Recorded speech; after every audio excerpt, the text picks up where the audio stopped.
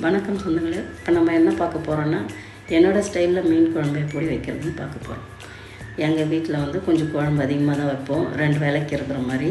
அதனால் ஒரு 50 புளிக்கு மேலே, கொஞ்சம் 100க்கும் கம்மி, 50க்கு மேலே புளியை நல்லா தண்ணியில் ஊற வச்சுட்டு, வெங்காயம் ஒரு 4 வெங்காயம், 4 5 கூட எடுத்துக்குவோம். நாங்கள் எங்களுக்கு அதிகமாக தான் யூஸ் பண்ணுவோம்.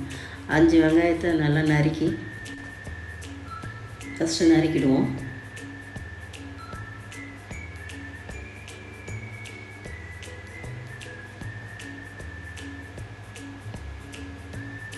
அஞ்சு வெங்காயத்தை நறுக்கி ஒரு 10 பல் பூண்டு உரித்து வச்சுக்கிட்டோம்.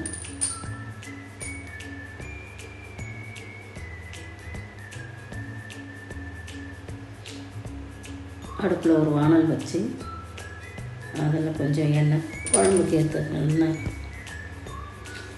எண்ணெய் ஊற்றி, நான் வெந்தயம் மட்டும் போட மாட்டேன், கடுகும் போடுவேன். அதனால் கொஞ்சம் கடுகு போட்டுக்கலாம்.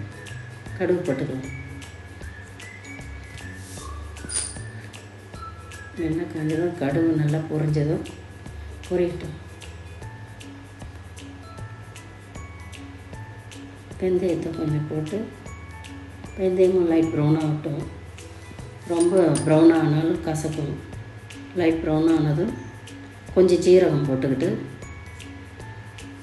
கருவேப்பிலை இருந்தால் கருவேப்பிலை போடுவேன், கருவேப்பிலை இல்லைன்னா விட்டுருவேன். இப்போ நம்ம வீட்டில் கருவேப்பிலை இருக்குது, கருவேப்பிலை போட்டு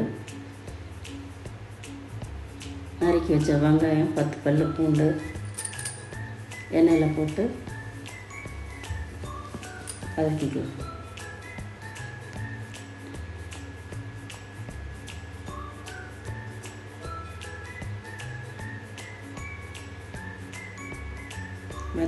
அப்புறம்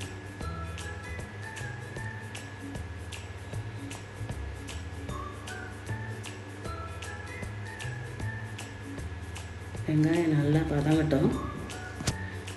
நல்லா வதங்கட்டும். அதுக்குள்ளே நம்ம தக்காளியை கட் பண்ணலாம்.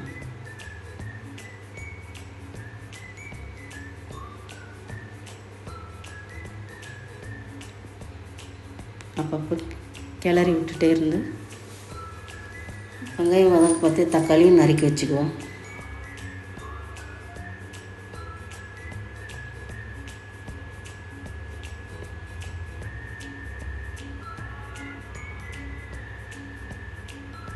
தக்காளி நறுக்கிக்கிட்டு, எனக்கு வீட்டில் என்ன இருக்குதோ அதை மட்டும்தான் போட்டு வைப்பேன். இதுதான் போடணும் அதுதான் போடணுன்றதில்லை. வீட்டில் எந்தெந்த பொருள் இருக்கோ அது எந்தெந்த குழம்புக்கு யூஸ் பண்ண முடியுமோ அப்படி தான் யூஸ் பண்ணிக்குவேன். இது இல்லைன்னு பார்க்க மாட்டேன், இது இருக்குதுன்னு பார்க்க மாட்டேன். தேவைக்கு ஏற்ற மாதிரி போட்டுக்குவேன். கருவேப்பிலை இல்லைனாலும் விட்டுருவேன், கருவேப்பிலை இருந்தாலும் போட்டுக்குவேன், மல்லித்தழை இருந்தால் போட்டுக்குவேன், இல்லைன்னா விட்டுருவேன். குழம்பு நல்லா தான் இருக்கும், குழம்பு ஒன்றும் டேஸ்ட்டு மாற போகிறதில்ல. ஒரு 5 தக்காளி, எங்களுக்கு கொஞ்சம் புளிப்பு காரம் எல்லாமே கொஞ்சம் கூடுதலாக தான் தேவைப்படும். ஏன்னா நாங்கள் அப்போத்துலேருந்தே காரம் புளிப்பு இதெல்லாம் கொஞ்சம் அதிகமாக தான் இருக்கும். எங்களுக்கு கரெக்டாக இருக்கும், மற்ற உங்களுக்கு கூட குறைய போட்டுக்குங்க.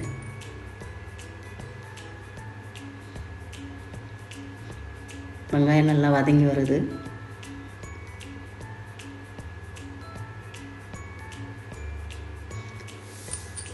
நல்லா வதங்கியாச்சு. இப்போ இந்த தக்காளியும் எடுத்து கட் பண்ணிவிட்டு சேர்த்துக்கலாம். கட் பண்ணிக்க.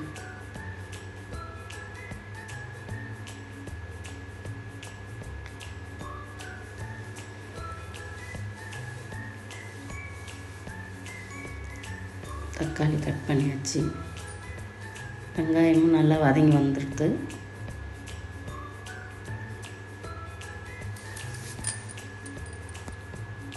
வதக்கியாச்சு.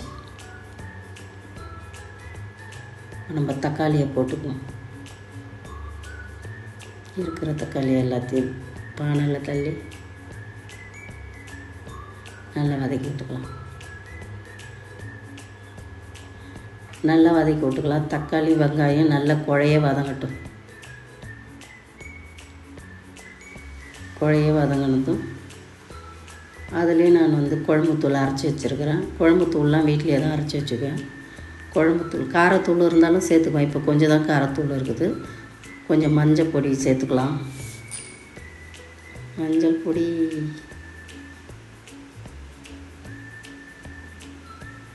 நல்லா வதங்கட்டும். மஞ்சள் பொடி கொஞ்சம் போட்டாச்சு. காரத்தூள் கம்மியாக தான் இருக்கும், காரத்தூள் கொஞ்சம் போட்டுக்கலாம். சில்லித்தூள்,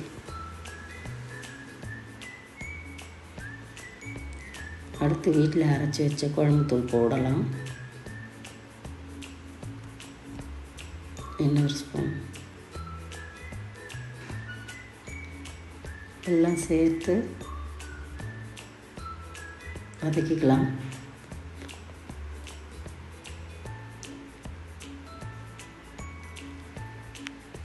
நல்லா குழம்புத்தூள் கொஞ்சம் எங்களுக்கு அதான் சொன்னேன்ல, காரத்தூள் கொஞ்சம் தேவைப்படும். இந்த குழம்புத்தூள் இன்னும் கொஞ்சம் போட்டால் எங்களுக்கு காரம் கரெக்டாக இருக்கும். உங்களுக்கு ஏற்ற மாதிரி நீங்கள் போட்டுக்கங்க. புளி கரைச்சி வச்சுருக்கிறேன், நல்லா வதங்கட்டும். கரைச்சி வச்ச புளி தண்ணியை ஊற்றியாச்சு.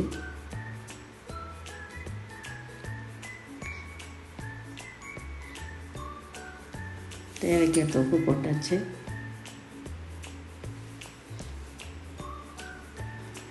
உப்பு போட்டு குழம்பு நல்லா கலக்கி விட்டுக்கலாம். தூளெல்லாம் நல்லா கரையிற மாதிரி கலக்கி விட்டுக்கலாம்.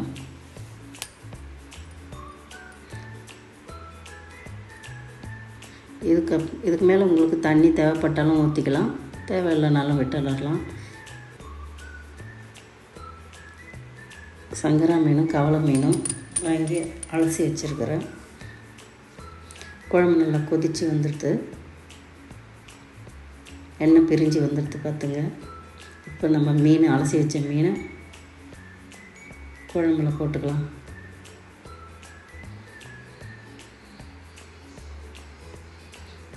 கலந்து மீன் போட்டு குழம்பு வச்சு சாப்பிட்டு பாருங்கள், இன்னும் டேஸ்ட்டாக இருக்கும். ஒரே மீனை போடுறத விட மீனுங்க கலந்து போட்டு சாப்பிட்டு பாருங்கள், குழம்பு நல்லாயிருக்கும்.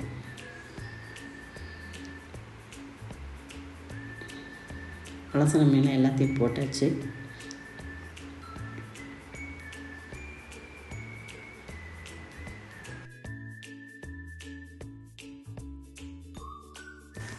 போட்டு ஒரு 5 நிமிஷம் 10 நிமிஷம் கொதிக்க விடலாம். இந்த நேரத்தில் இறக்கும்போது கொஞ்சம் கொத்தமல்லி தழை இருந்தால் போட்டுக்கலாம். என்கிட்ட கொத்தமல்லி தழை இல்லை, உங்கள்கிட்ட இருந்தால் போட்டுங்க. மூடி வச்சாச்சு. குழம்பு வேலை முடிஞ்சு போச்சு. அடுத்து சும்மா ஒரு 5 சங்கரை எடுத்து பொண்ணுக்கு பிடிக்கும், வறுத்து கொடுத்துருவோம்.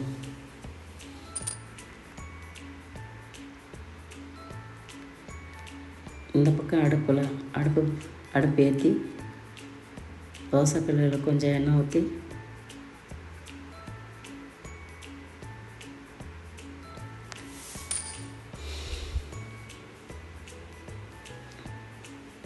மஞ்சத்தூள், காரத்தூள், குழம்புத்தூள், உப்பு, இஞ்சி பூண்டு பேஸ்ட்டு, லெமன் எல்லாம் போட்டு ஊற வச்சுருக்கோம் மீன். அது ஒரு 10 நிமிஷம் ஊறிடுது. ஊறின பிறகு தான் தோசைக்கல்லில் எடுத்து வறுக்கிறோம்.